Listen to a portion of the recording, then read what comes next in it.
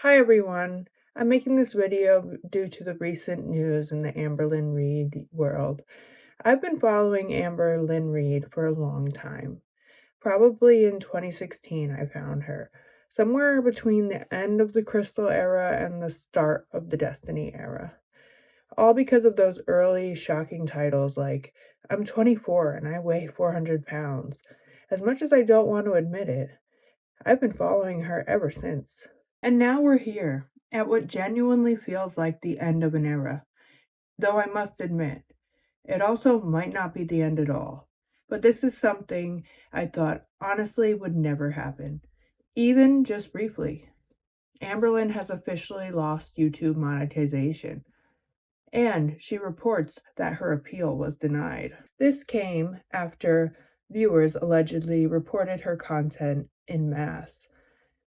Her content, which appears to have violated YouTube's increasingly strict policies surrounding content that promotes or glamorizes disordered behavior.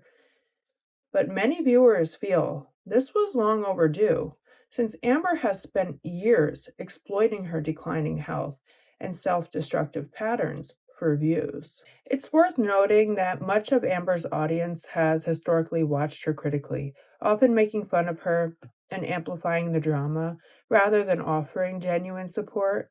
Conversely, many newer viewers have tuned in with the hope of seeing positive change, only to become frustrated by her lack of effort. For over a decade now, YouTube monetization seemed to allow Amberlynn to remain complacent, living a lifestyle of excess in nearly every area, from shopping to eating to keeping an erratic sleep schedule and neglecting responsibilities, whether that be maintaining a film schedule that she promises to her viewers or caring for her animals. Her behaviors reflected the comfort provided by financial and social rewards from YouTube monetization. Yes, there were times when the money she was bringing in made her act arrogant or untouchable, but there were also moments when Amberlynn admitted something more vulnerable, a fear that if she ever truly changed her life, she'd lose her audience and her income. Now that monetization is gone, I want to explore something different.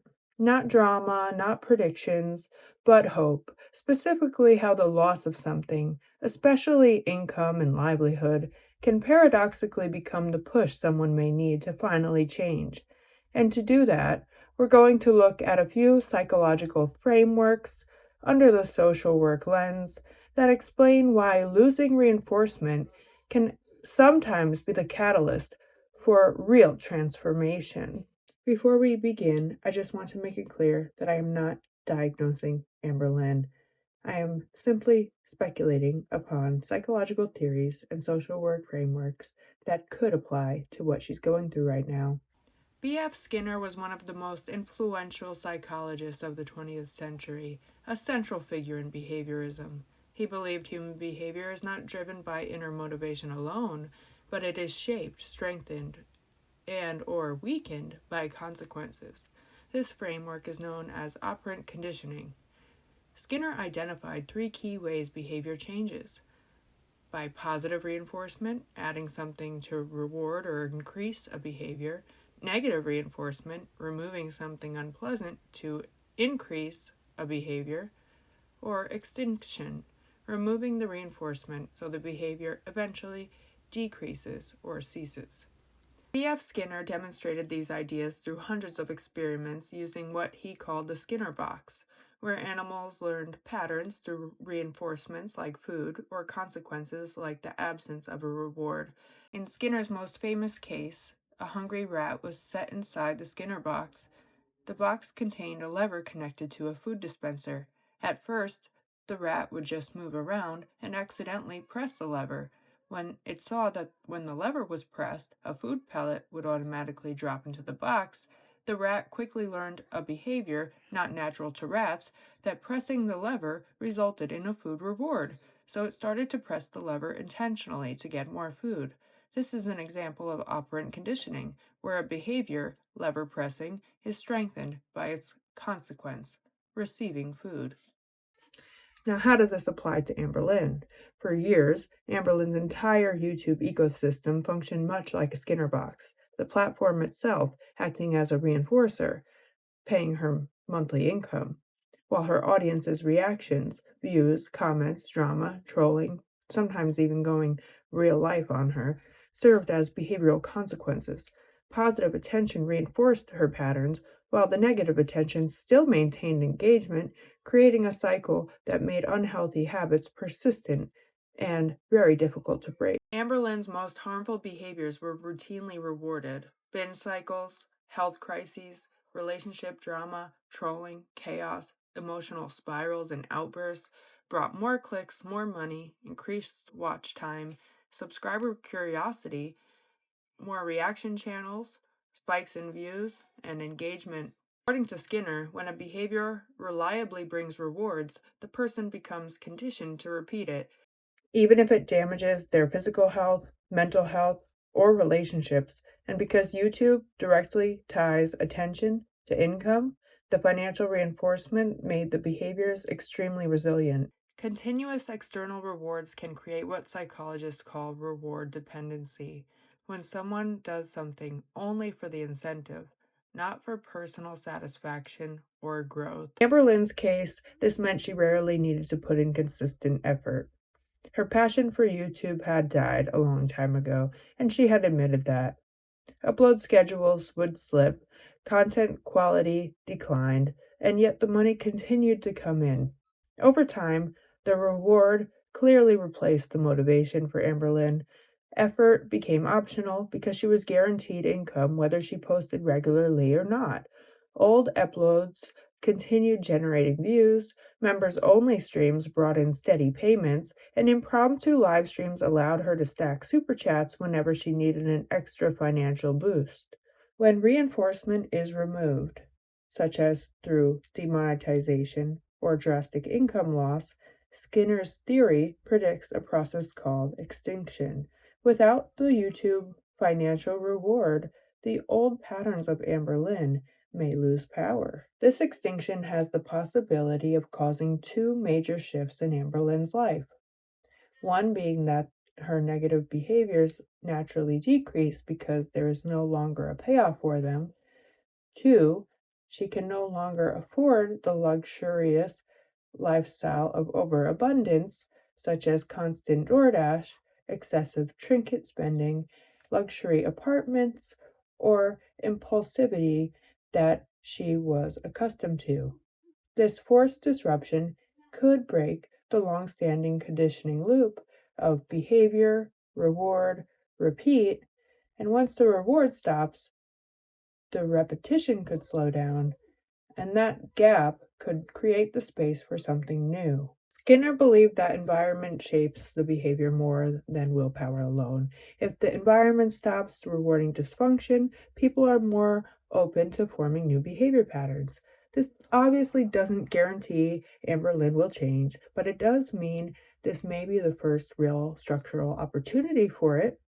In other words, if YouTube no longer reinforces the content that she has said kept her stuck, Amber may finally have the chance if she jumps at the opportunity, or she may be forced to move in a different direction out of pure necessity. I would like to now discuss the psychological concept of loss aversion, the phenomenon where the psychological impact of loss feels stronger than the impact of an equivalent gain. For example, finding $50 would feel good, but losing $50 would likely feel worse, creating a stronger negative emotional response. How does loss aversion apply to Amberlynn?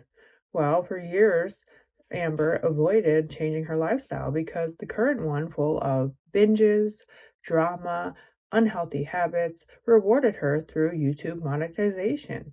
Changing would have meant giving up her comfort, old habits, and even risking money, views, and part of her identity as a content creator. Maybe not a well-liked one, but a content creator no less. The loss potential outweighed any gains from improving her health or her lifestyle, and she has said that in the past. Money used to mean very little to Amberlynn. She spent freely and recklessly, as if she always knew more were coming. But losing YouTube monetization quickly changed that calculus. The loss of income became real to Amberlynn, tangible, motivating. She even started selling items on Facebook Marketplace and promoting her cameos for $110 a piece, later dropping the price by 40% for a Black Friday special.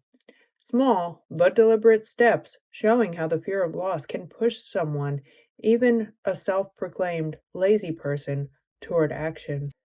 This brings us to discuss the Transtheoretical Model, or the stages of change theory. A six-step process in behavioral change where people move from not thinking about change, pre-contemplation, to weighing the pros and cons of change, contemplation, planning, preparation, taking steps, action, and finally, working to sustain the new behavior, maintenance. Relapse is also a part of this, as a return to the old behavior can happen at any stage. It's often seen as a part of the process, providing a chance to learn from the setbacks. Amber has been stuck in pre-contemplation where she has not realistically been thinking about change. She might talk about it, but she hasn't taken many steps. Historically, health scares, the C word, diets, hospital trips, weight gain, falls, choking, none of these pushed her out of pre-contemplation for a substantial period of time. But demonetization is different because it really happened. There's no hypotheticals. It's a real tangible loss. When considering loss aversion, it says this pain of loss is felt stronger than any potential gain from staying the same. This loss Amber is currently experiencing might actually be the thing that takes her from the pre-contemplation phase she's been in for so long to the contemplation phase, and I believe we're starting to see it. I think she is genuinely considering change now because she isn't just aware anymore. She's uncomfortable. She's lost the money she's taken for granted all this time. Now, I'm not going to jump the gun and dive into what the rest of the stages of change might look like for Amberlynn. I think that's a little preemptive, unless there would be interest in doing so. But for now, I just want to explore this initial shift into contemplation and what it could mean for her moving forward. To tie it all together, loss aversion explains the sudden trigger for starting to consider change. The stages of change explains the internal process she may be going through. The demonetization explains the environmental shift that makes this change perhaps possible at this time. For years, the threat of change felt worse than the threat of consequences for her. Now that a real consequence has finally happened, the psychological equation could flip. This event could genuinely move her into further stages of change. This is merely more likely now than ever before because the loss already happened, and humans are wired to work harder to avoid further loss than to chase potential gains. We are now moving along to discuss crisis theory. In social work, the idea that a crisis can become an opportunity comes from Gerald Caplan's crisis theory. He emphasized that while crises are disruptive and very stressful, they can also be an opportunity to break old patterns and create a window for change if handled effectively. For Amberlynn, losing YouTube monetization, while this may sound dramatic, could act as this kind of a crisis.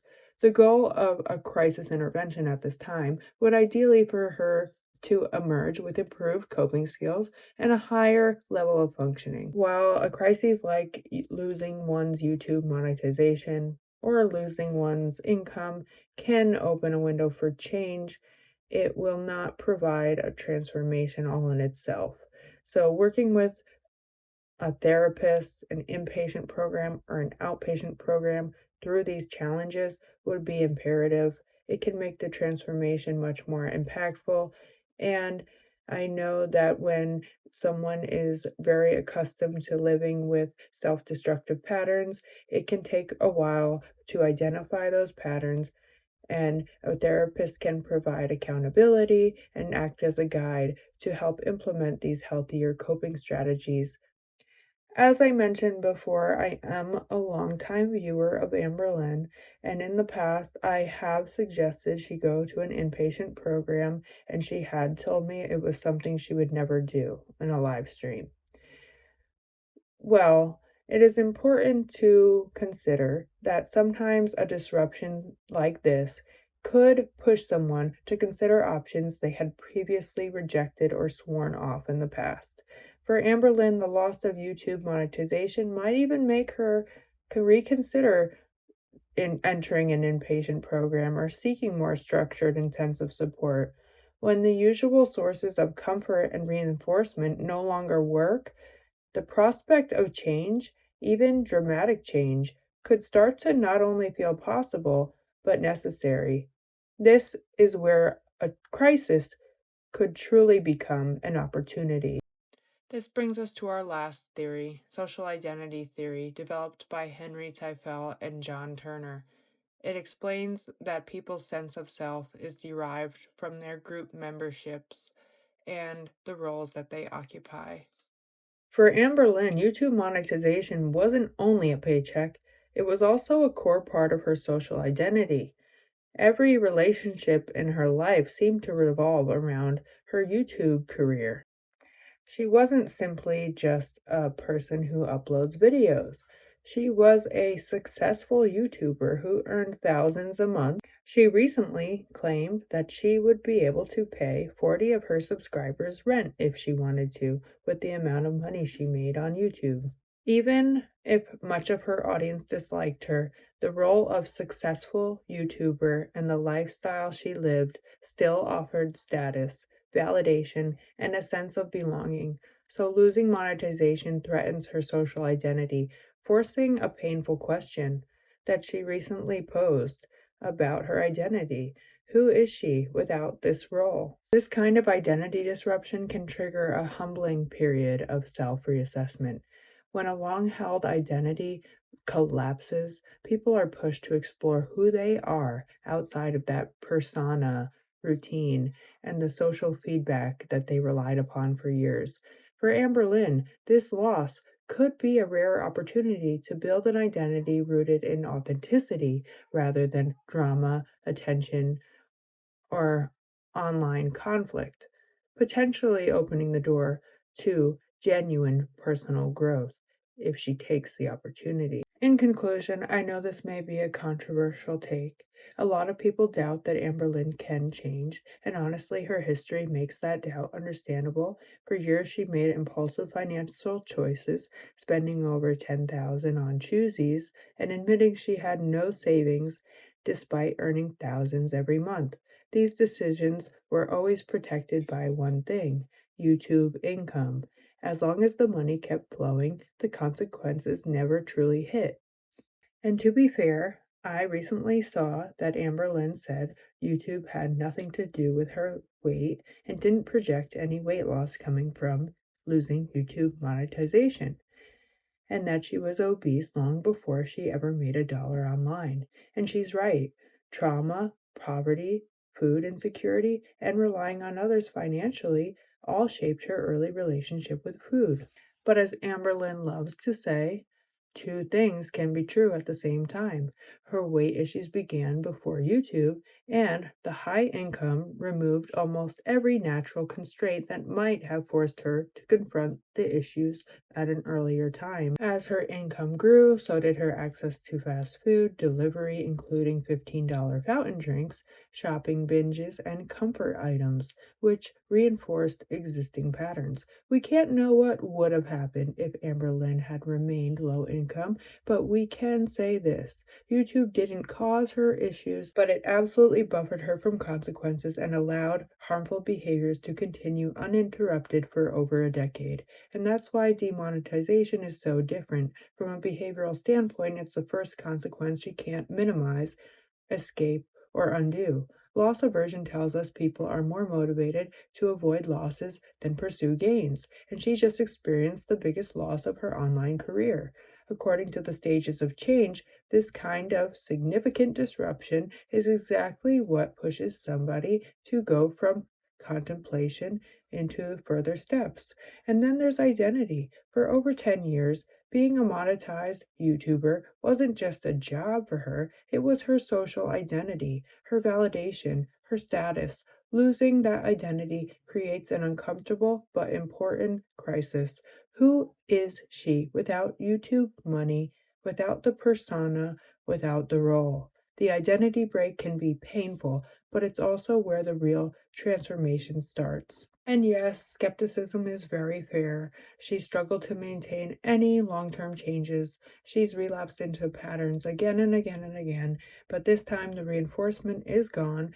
The behaviors that once brought money, attention, and stability now bring nothing. In fact, relapse now comes with a cost instead of a reward. That's why, for the first time in a decade, genuine change actually sees a glimmer of hope, and it might be possible. Because when the comfort of staying the same finally becomes more painful than the work of changing, behavioral theory predicts that even the most entrenched patterns can shift. Anyway, thank you for exploring this with me. I genuinely love looking at the psychology of change because I do believe that all people can change and they have the capacity to transform their lives, even when the odds, the patterns, or past say otherwise. And honestly, I know from my own life, some of the hardest, most devastating consequences have been the moments that finally pushed me to make real change. I've also seen people in my own life that have used these kinds of situations and experiences to transform. Those moments are what make me look at situations like this and see potential, not hopelessness. Do you think this could be a pivotal turning point in Amberlynn Reid's life? Let me know your thoughts in the comments.